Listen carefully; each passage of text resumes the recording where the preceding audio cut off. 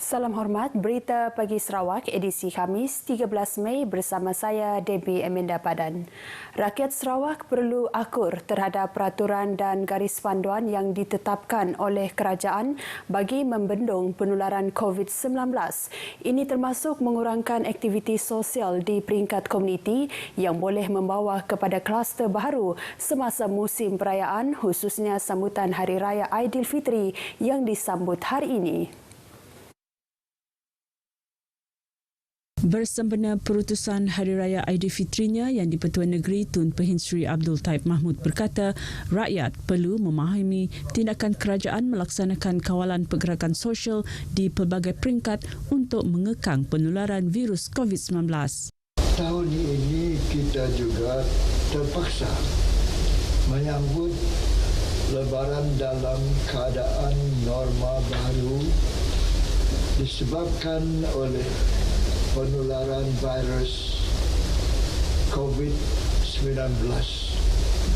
Semua rakyat hendaklah mematuhi prosedur operasi standard ataupun SOP sebagai usaha untuk membendung penularan virus tersebut daripada terus merebak dan membahayakan nyawa.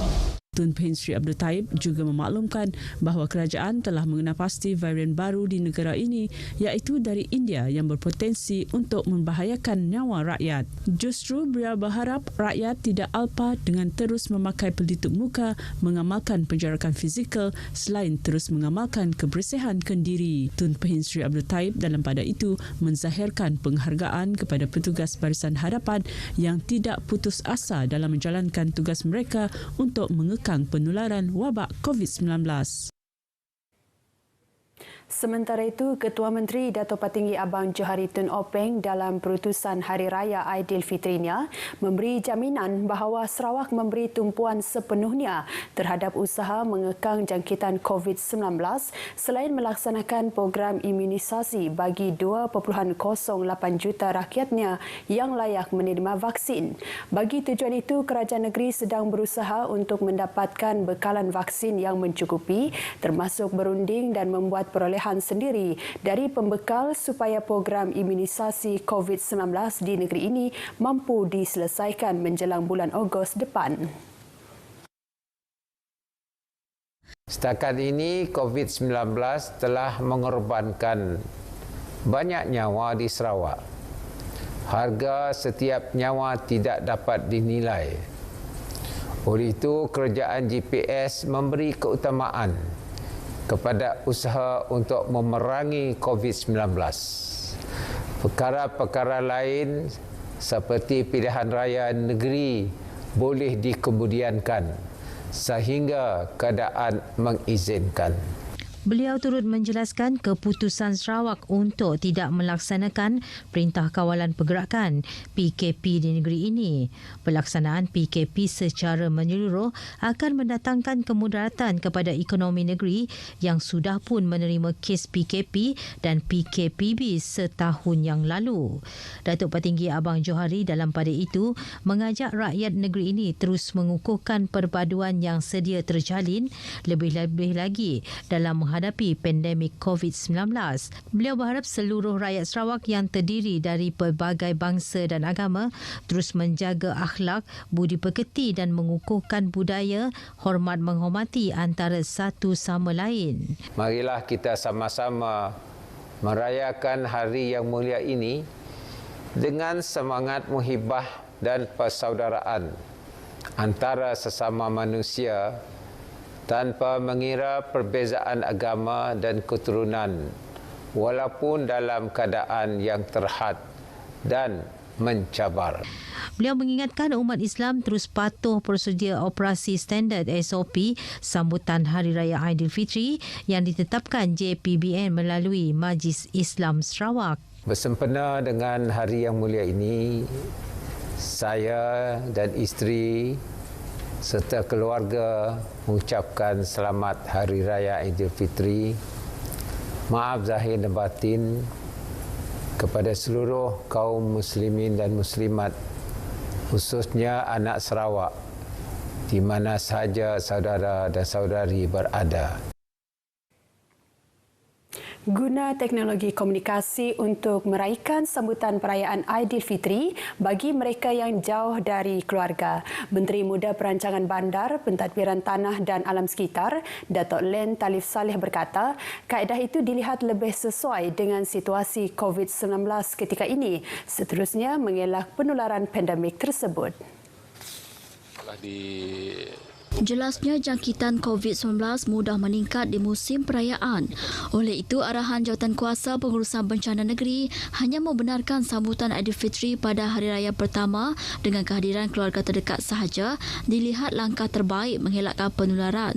Kalau kita melihat daripada keadaan pada hari ini di mana jumlah jangkitan COVID-19 ini sudah meningkat. Jadi adalah pentingnya kita mematuhi SOP ini supaya walaupun pada masa ini kita menghadapi kesukaran, kesulitan, tapi dari segi jangka panjangnya kita hendaklah mengikut ini supaya kita dapat menjalankan kelangsungan hidup kita selepas ini.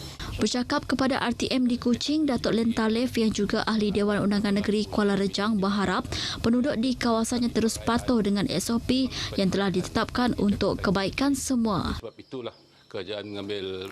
Sarawak merekodkan jumlah kluster harian tertinggi semalam dengan 7 kluster diisytiharkan menjadikan jumlah kluster aktif meningkat kepada 83 kluster. Menurut Jawatankuasa Pengurusan Bencana Negeri JPBN, 6 kluster baru diisytiharkan di Kuching dan 1 kluster baru di daerah Seri Aman. 6 kluster yang dilaporkan di Kuching ialah kluster skim penempatan Starpok, kluster Asia Villa, kluster Jalan Raba, kluster Konsortium Bumi, kluster Kemas dan kluster Singgasana Lodge.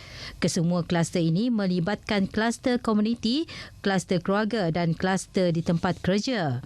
Manakala di Seri Aman ialah kluster Nanga Skrang.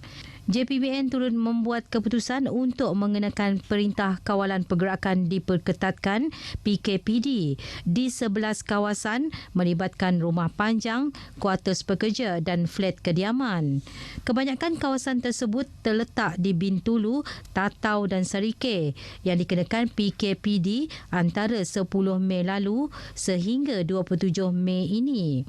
Sementara itu, Sarawak mencatatkan 405 kes positif COVID-19 semalam, menjadikan jumlah keseluruhan meningkat 36,726 kes. 1 kematian juga direkodkan hari ini yang melibatkan seorang lelaki warga tempatan berumur 43 tahun di daerah Beluru. Jawatankuasa Pengurusan Bencana Bahagian JPBB Miri mengulangi seruan agar orang ramai mengurangkan pergerakan atau tidak melakukan perjalanan rentas daerah untuk balik bercuti atau balik beraya ke kampung. Menteri Bertanggungjawab terhadap JPBB Miri, Dato' Lee Kim Shin menegaskan, polis hanya akan mengeluarkan permit tertakluk kepada 3 kategori yang dibenarkan iaitu kecemasan, tugasan rasmi dan perkhidmatan perlu. Jelasnya adalah lebih elok mereka duduk di rumah jika tiada keperluan mendesak untuk dilakukan di luar rumah. Ibu bapa juga diingatkan agar tidak membawa anak-anak kecil keluar rumah, khususnya ke pusat membeli belah. Ini berikutan pihaknya menerima laporan terdapat ibu bapa membawa anak kecil keluar tanpa menggunakan pelitup separuh muka. Dalam kenyataan medianya, Datuk Lee turut memaklumkan aktiviti sukan dan rekreasi secara berkumpulan di taman-taman awam di sekitar Bandaraya Miri dan di kawasan Pantai Tanjung Lobang, Pantai Lutong, Pantai Luak, Pantai Bungai, Pantai Peliau dan Pantai Kuala Sibuti tidak dibenarkan.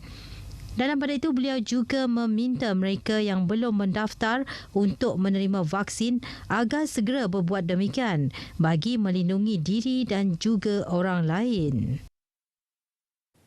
Masyarakat Islam di Seri Aman akur dengan prosedur operasi standard SOP yang telah ditetapkan untuk sambutan Hari Raya Aidilfitri tahun ini. Walaupun sedih ramai ahli keluarga tidak dapat balik meraihkan Hari Lebaran bersama, namun mereka menerima keputusan kerajaan itu dengan hati yang terbuka. Umat Islam perlu sabar dan reda lah sebab kita diberi walaupun satu hari raya tapi tetap beraya. Dan mesti sabarlah walaupun si dapat merentas. Kemungkinan ada hikmah besarlah si dapat merentas pergi ke tempat saudara mara, tempat lain untuk kebaikan kesihatan masing-masing lah. Nama penyakit tu kita ni apa ngelak nak terpaksa ikut je lah kerajaan. Mak saya baru meninggal 24 hari. Oh, terus balik juga. Harapkannya habislah. Jangan merebak. Harapkan SOP. Cuma patuh SOP. Jawatan Kuasa Pengurusan Bencana Negeri JPBN sebelum ini memutuskan sambutan Aidilfitri di Sarawak hanya dibenarkan pada hari raya pertama dengan kehadiran keluarga terdekat sahaja. Masyarakat kini mulai memahami larangan rentas zon atau daerah dengan memberi kerjasama kepada pihak penguatkuasa yang ditugaskan di Sekatan Jalan Raya SJR. Ketua Polis Daerah Simunjan DSP Nixon Joshua Ali berkata, sejak SJR didirikan di pangkalan feri Beliong Triso di Sebuyau Januari lepas, hanya 8 kenderaan diarah berpatah balik berikutan gagal menunjukkan permit kebenaran rentas daerah. 2024. Manakala lokasi kedua SJR yang didirikan Isnin lepas bagi mengawal larangan rentas daerah terutama di musim perayaan di kilometer 118 Kuching Seri Aman, hanya 5 kenderaan telah diarah berpatah balik setakat semalam. DSP Nixon berkata polis juga memastikan tiada sebarang jalan tikus yang boleh dijadikan jalan kedua bagi mengelak melalui lokasi SJR tersebut. Lokasi ini kita memang dah kenal pasti tempat memang sesuai pasal inilah antara yang lokasi yang sesuai untuk di antara zon ke zon. Kita buat lokasi dalam zon untuk zon 1 Kuching. So dia akan lalu utama untuk ke zon yang lain lah. Zon ke Sibu, zon ke Seri Aman, inilah zon yang paling sesuai dan untuk kita membuat sekatan. Beliau ditemui RTM selepas meninjau operasi SJR di pangkalan feri Beliong Triso, Sebuyau. Sementara itu, Inspektor Ketenteraman Awam APD Simunjan ASP Benedikson Elvina Jekis memaklumkan anggota penguatkuasa yang bertugas di SJR juga berpuas hati dengan kerjasama orang ramai. SJR di kedua-dua lokasi berkenaan beroperasi 24 jam dengan dibantu anggota rela. Baik, sekian berita pagi Sarawak. Sentiasa patuhi SOP COVID-19. Kepada seluruh masyarakat Islam di negeri ini, selamat menyambut Hari Raya Aidilfitri. Saya Debbie Amanda Padan, salam hormat.